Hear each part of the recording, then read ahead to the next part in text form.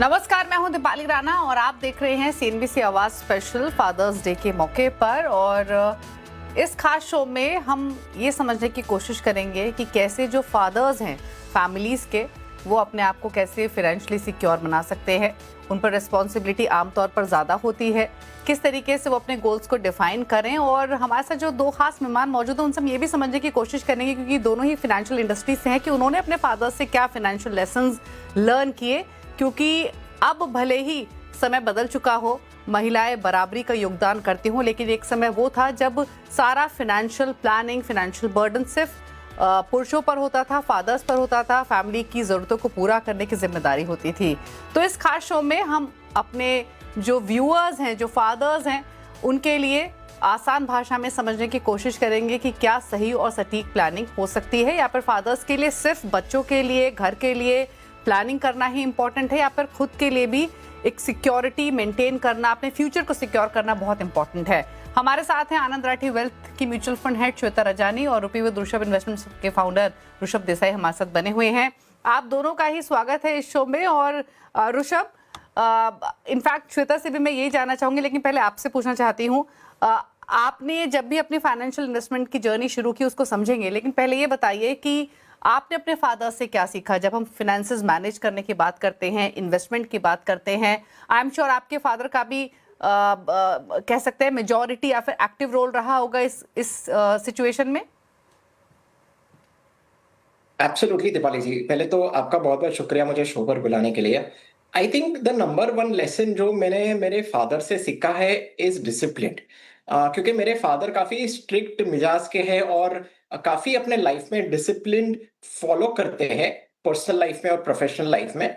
तो I think number one what I have learned is disciplined way में savings करना और डिसिप्लिन वे में इन्वेस्टमेंट करना। क्योंकि हम एज एन कंट्री बहुत अच्छे सेवर्स है दीपाली जी। करीबन 200 लाख करोड़ के अधिक हमने एफडीज में पार्क करके रखे हैं, right. But unfortunately we are not very good investors. So saving is something very very important. मगर सेविंग्स को इन्वेस्टमेंट में चैनलाइज करना is also another part and very important part. So मैंने बहुत इन डेप्थ डिसिप्लिन वे से savings कैसे करना चाहिए वो भी सीखा, और सेविंग्स को किस तरीके से इन्वेस्टमेंट में बदला जा सकता है और फ्यूचर वेल्थ क्रिएट कैसे किया जा सकता है वो बहुत अच्छी तरह से सीखा मैंने।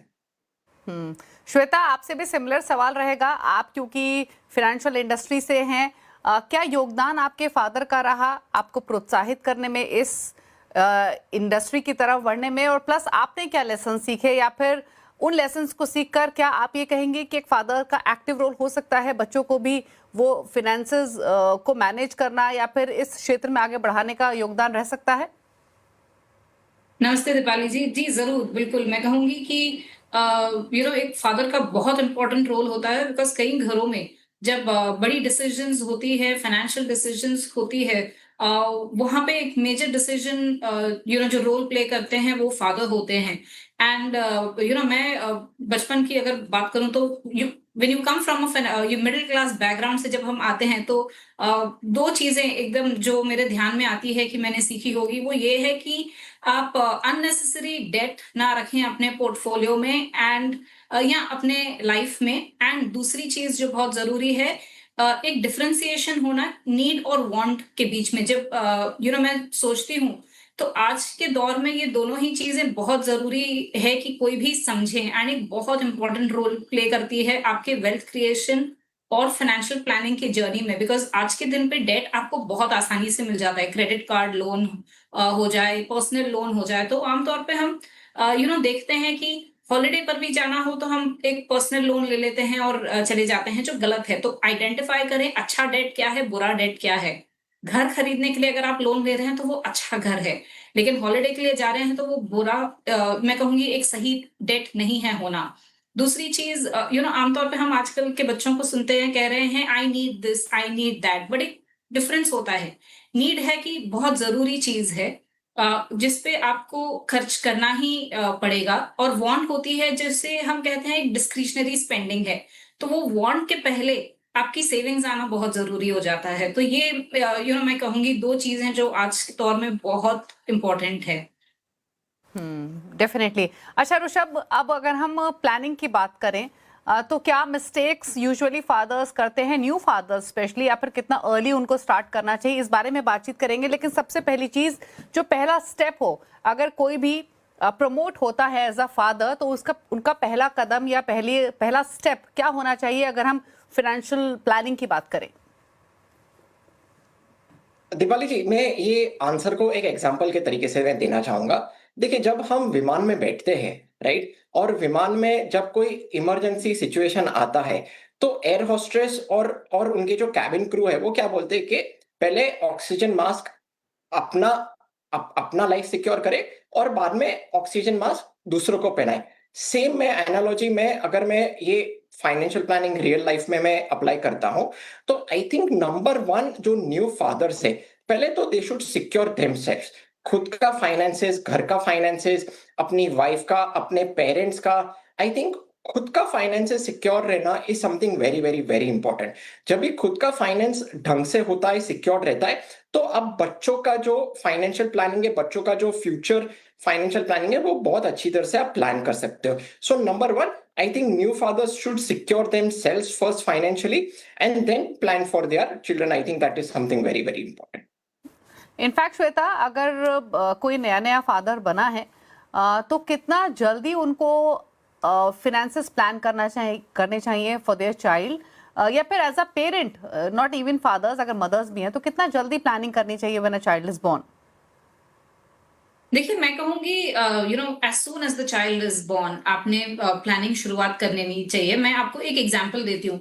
अगर आपने 10,000 की एसआईपी से शुरू की, अब इक्विटी की एसआईपी करें, और इक्विटी का अगर मैं लॉन्ग टर्म ट्रैक रिकॉर्ड देखूँ, तो 10,000 से अगर आप शुरू कर रहे हैं, तो 15 साल लग जाएँगे 50 लाख पे पहुँचने में। और ख़ैर, अगर आप जल्दी शुरू करें, तो आपको कंपाउंडिंग का भी बहुत अच्छा फ़ायदा मिलता है। और तो जैसे अगर 15 साल में आप 50 लाख पे पहुंचेंगे, यही 10,000 की एसआईपी आप कंटिन्यू करें, तो 20 साल में करीबन 1 करोड़ पे पहुंच जाएंगे। इसका मतलब कि जब तक आपका बच्चा एक हायर एजुकेशन के लेवल पे पहुंचा है, आपने एक अच्छा खासा कॉर्पस जमा कर लिया है कि जब वो कॉलेज की एजुकेशन या पोस्ट ग्रेजुएशन करना चाहते हैं, तो वो उनका जो सबसे पहला एक इम्पॉर्टेंट स्टेप होता है लाइफ का, कि वो क्या करियर चुनना चाहते हैं, उसके लिए क्या एजुकेशन चाहते हैं। वहाँ उस गोल के लिए आपने एक अच्छा खासा कॉर्पस जमा कर लिया होगा। So as soon as the child is born आपकी प्लानिंग शुरू हो जानी चाहिए।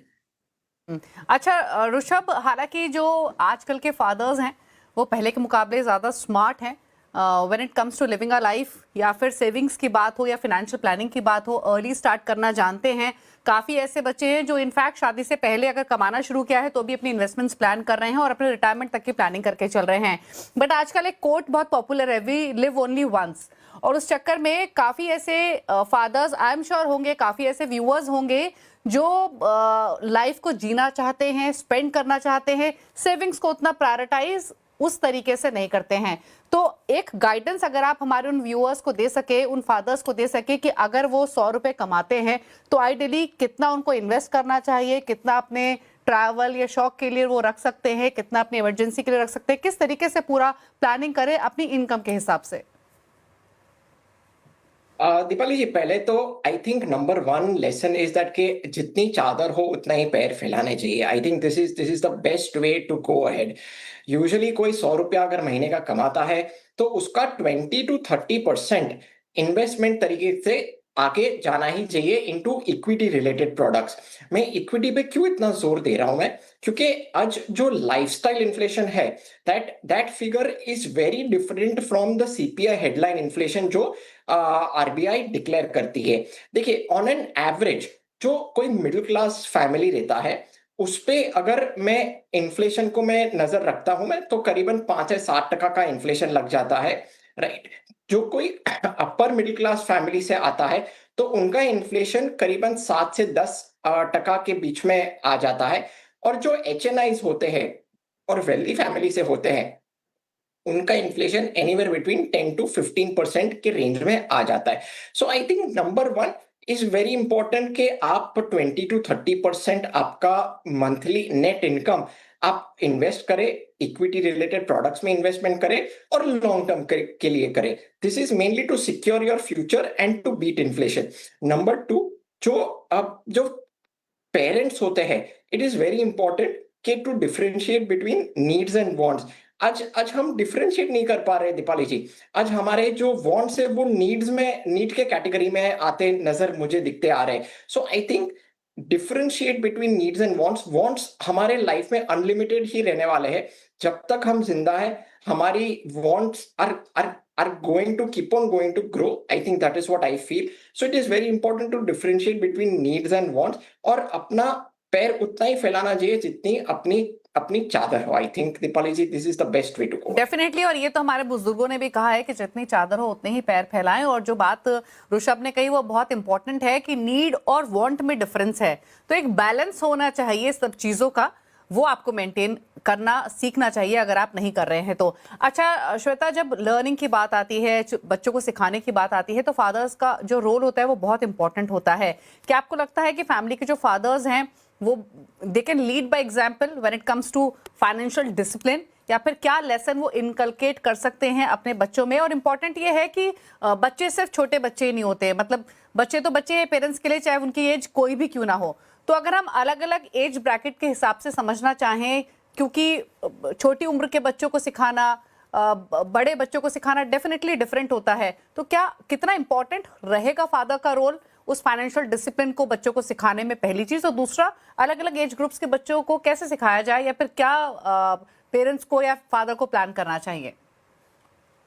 जी दीपाली जी, ये बहुत जरूरी है बिकॉज आमतौर पर ना बच्चे जैसे अपने पेरेंट्स को देखते हैं वहीं से सीखते हैं। पेरेंट्स सबसे पहले टीचर होते हैं, तो अगर वो देख रहे हैं कि पेरेंट्स संभाल के पैसे खर्च कर रहे हैं, सोच समझ के इन्वेस्टमेंट कर रहे हैं, हर चीज की प्रॉपर प्लानिंग कर रहे हैं, एक डिसिप्लिन रख रहे हैं, तो वही हैबिट्स वो भी इनकलकेट करेंगे और उसी को फॉलो करने लगेंगे आगे जाके अपनी जिंदगी में। एंड जितना जल्दी ये हैबिट्स फॉर्म हो सके उतना अच्छा होगा उनके लिए, बिकॉज जैसे हम स्कूल में जो बचपन में सीखते हैं वो लाइफ टाइम तक हम याद रखते हैं। तो ये बहुत जरूरी हो जाता है कि जैसे पेरेंट्स बिहेव कर रहे हैं, पेरेंट्स बच्चों को भी इंक्लूड करें फाइनेंशियल डिसीजन में। अगर बच्चे टॉयज मांग रहे हैं, वहां से शुरुआत हो जाती है कि आप कहें क्या ये जरूरी है, आपके पास ऑलरेडी है। उस स्टेज से मैं कहूंगी कि डिफाइन करना क्या इम्पोर्टेंट होता है फाइनेंशियली और even otherwise is very important. आपने कहा एज ग्रुप के हिसाब से, तो मैं कहूंगी जब बच्चे छोटे होते हैं 3-4 साल के होते हैं, 5 साल के होते हैं, तभी से हम एक्चुअली ये शुरुआत कर सकते हैं with a very simple thing. उनमें सेविंग्स की हैबिट आप कैसे डालें, उन्हें एक पिगी बैंक दे दें और जब भी वो कुछ अच्छा काम करें या कंट्रीब्यूट करें तो आप उन्हें पैसे दे दें जो वो अपने पिगी बैंक में जमा कर सकें। एंड फिर जब उन वो कहीं जाते हैं, कुछ उन्हें पसंद आता है, तो कहें आपने जो सेविंग्स की है यहाँ से आप खर्च कर सकते हैं, आपने मेहनत की, आपने घर में सफाई रखने के लिए कंट्रीब्यूट किया, तो आपके लिए एक एडवांटेज है। सो शुरुआत मैं कहूंगी छोटे बच्चों के लिए पिगी बैंक से सेविंग्स की हैबिट इनकलकेट हो सकती है। जैसे जैसे आप बड़े हों, अगर आप 8 से 10 साल के बीच में हैं या 8 से 12 साल के एज ग्रुप में अगर हैं, तो सेविंग्स बैंक अकाउंट आप जरूर बच्चों का खोलें और उन्हें वो पैसे मैनेज करने दें कि अगर आपने उन्हें पॉकेट मनी दी है, बाय द टाइम बच्चे स्कूल जाते हैं उन्हें पॉकेट मनी मिलती है, तो पॉकेट मनी में से वो कितना स्पेंड कर सकते हैं और कितना उन्हें हर महीने अपने बैंक अकाउंट में सेव करना चाहिए कि अगर वो चाहते हैं, वो 10 इयर्स के हैं, वो बर्थडे पार्टी थ्रो करना चाहते हैं अपने फ्रेंड्स के लिए, तो उनके पास खुद के फंड्स हैं। ऐसी छोटी छोटी चीजों से हैबिट इंक्लूड हो सकती है। जैसे मैं कहूंगी 15 इयर्स के अगर पहुंच जाते हैं, जब कॉलेज की शुरुआत हो रही है, तो यहाँ पे आई वुड से बहुत जरूरी हो जाता है और ये बहुत इंपॉर्टेंट फेज है। इस फेज में मैं कहूंगी आजकल के बच्चे इतने स्मार्ट है कि वहां पे वो इंटर्नशिप्स प्रोजेक्ट्स पे काम कर सकते हैं। आप उन्हें मिनी प्रोजेक्ट्स दें, इंटर्नशिप दें एंड वहां उन्हें एक स्टाइपेंड दे दें। तो उन्होंने मेहनत की है, उस मेहनत से उन्होंने कमाई की है, एंड फिर उनमें वो हैबिट इनकलकेट करें कि अब आपने जो कमाया है मे बी उसका 50% आप सेव करें, कहीं इन्वेस्ट करें और 50% आप खर्च करें, because you need to enjoy life too. जैसे आप कह रहे थे कि आजकल सब कहते हैं वी लिव ओनली वंस, तो हमें एंजॉय भी करना है। तो ये 15 से 20 वाला जो एज ग्रुप है यहाँ बहुत जरूरी और बहुत इंपॉर्टेंट फेज होता है, जहाँ पे वो शुरुआत कर सकते हैं to understand financial instruments, equity, debt, FD, SIPs, and यहाँ से अगर वो एसआईपी की शुरुआत करेंगे तो उन्हें कंपाउंडिंग का एक बहुत बढ़िया बेनिफिट मिल जाएगा as they get closer to their retirement. So अगर मैं ब्रेकअप करना चाहूंगी तो मैं इस तरह से कहूंगी कि आप कैसे हर एज ग्रुप में अपने बच्चों को एक फाइनेंशियल अवेयरनेस दे सकते हैं और उन्हें फाइनेंशियली सिक्योर बना सकते हैं। और इनफैक्ट श्वेता ने बड़े ही सिंपल और बढ़िया तरीके से समझाया कि 5 से 10 साल के बीच में आप गुल्लक दीजिए, पिगी बैंक दीजिए, उसमें बच्चे पैसे सेव करेंगे। अगर 10 से 15 साल है तो उनका सेविंग बैंक अकाउंट खुलवाइए, माइनर का अकाउंट खुलता है। तो वो एक तरीका है। और दूसरी बात, जैसे ही वो 15 साल का बच्चा जो होता है वो बखूबी समझता है रुपए की रेलेवेंस को, खर्च को, सेविंग को, तो वहां आप एसआईपी का रूट उनको इंट्रोड्यूस कीजिए। और इससे जो एक बहुत इंपॉर्टेंट टॉपिक शायद मैं आगे डिस्कस करती हूँ, श्वेता ने ऑलरेडी एड्रेस किया कि अगर 15 से 20 साल के एज ब्रैकेट में एसआईपी शुरू करने को आप उनको प्रोत्साहित करेंगे तो वो कंपाउंडिंग या पावर ऑफ कंपाउंडिंग को भी समझ पाएंगे। रुक रहे इसी के साथ इनफैक्ट एक ब्रेक के लिए, इसी पर और आगे चर्चा भी करेंगे, कुछ फंड्स भी समझेंगे as a gift to fathers. हमारे दोनों एक्सपर्ट्स हैं। जल्द वापस आते हैं छोटे से ब्रेक के बाद।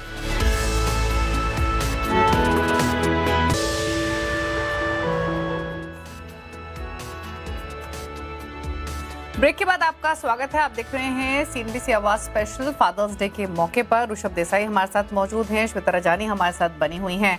इनफैक्ट ऋषभ, समय बदल चुका है और जैसे श्वेता ब्रेक में जाने से पहले बता भी रही थी कि अब बहुत सारे ऑप्शंस हैं, गुल्लक है, बैंक अकाउंट खुलवा सकते हैं अलग अलग एज ग्रुप के हिसाब से, एसआईपीज की अर्ली शुरुआत हो सकती है। हालांकि मेरे समय में अगर मैं अपनी बात करूं तो एसआईपी का इंट्रोडक्शन तो डेफिनेटली नहीं था 15 से 20 साल की एज में, या फिर बैंक अकाउंट भी नहीं था, बट गुल्लक जरूर मेरे पास है। आई एम श्योर हम आपके पास भी रही होगी।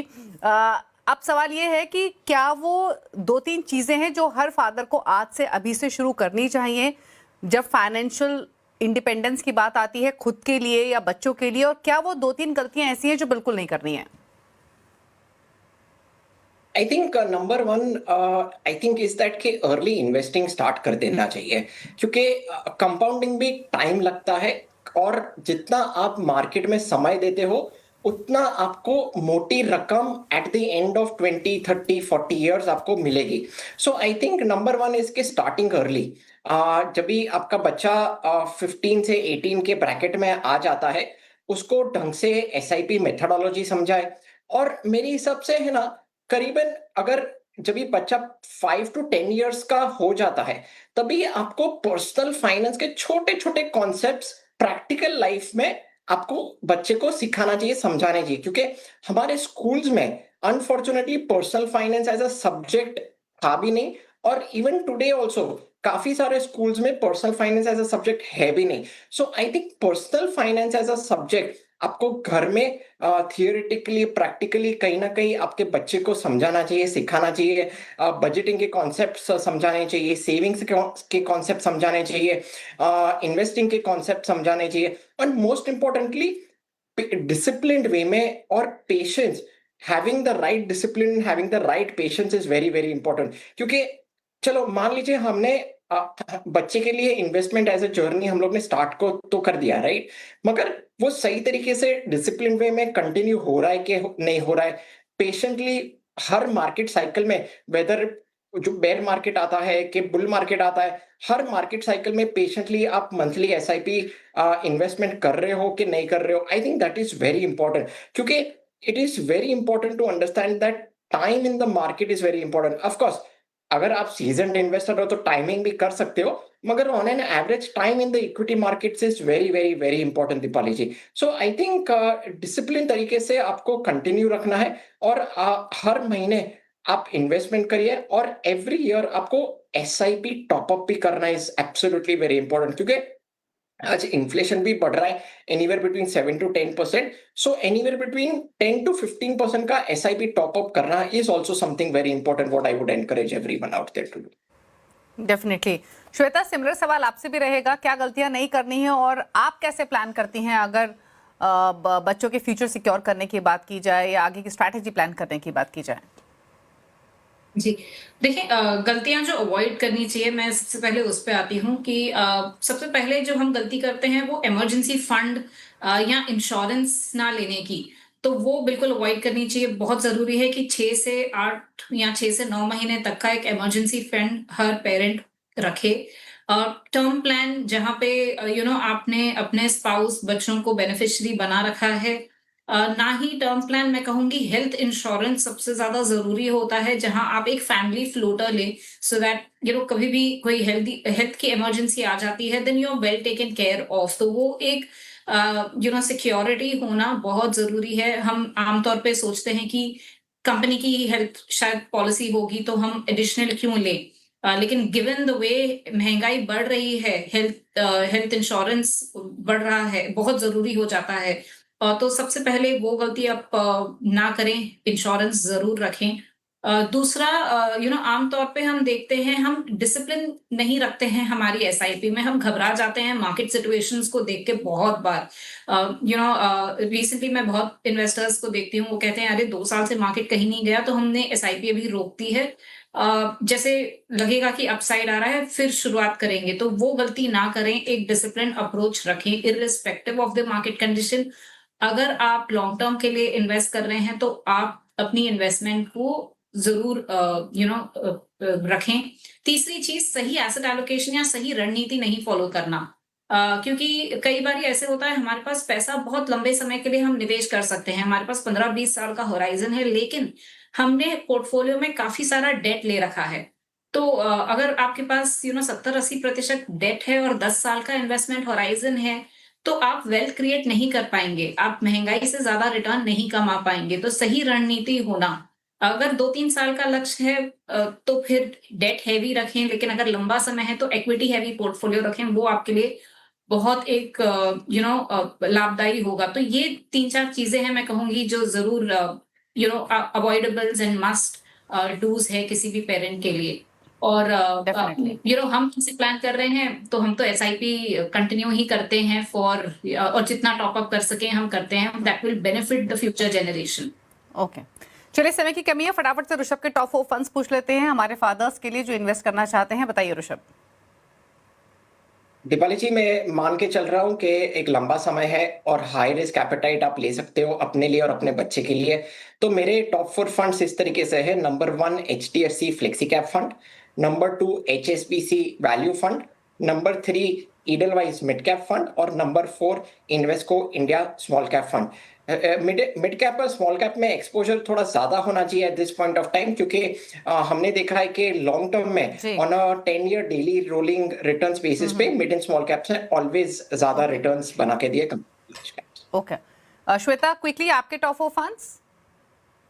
मैं कहूँगी कैनरा रोबेको का मल्टी कैप, आईसीआईसीआई फोकस, इसके अलावा एक इन्वेस्को का स्मॉल कैप और डीएसपी लार्ज एंड मिड, एक बैलेंस पोर्टफोलियो के लिए। ओके, तो ये रहे टॉप 4 फंड्स हमारे दोनों एक्सपर्ट्स की तरफ से। शुक्रिया श्वेता और ऋषभ आप दोनों का आने के लिए इस स्पेशल शो में और अपने व्यूज शेयर करने के लिए। इसी के साथ इस खास पेशकश में तो इतना ही। ब्रेक के उस पार भी खबरें जारी है CNBC आवाज पर। नमस्कार।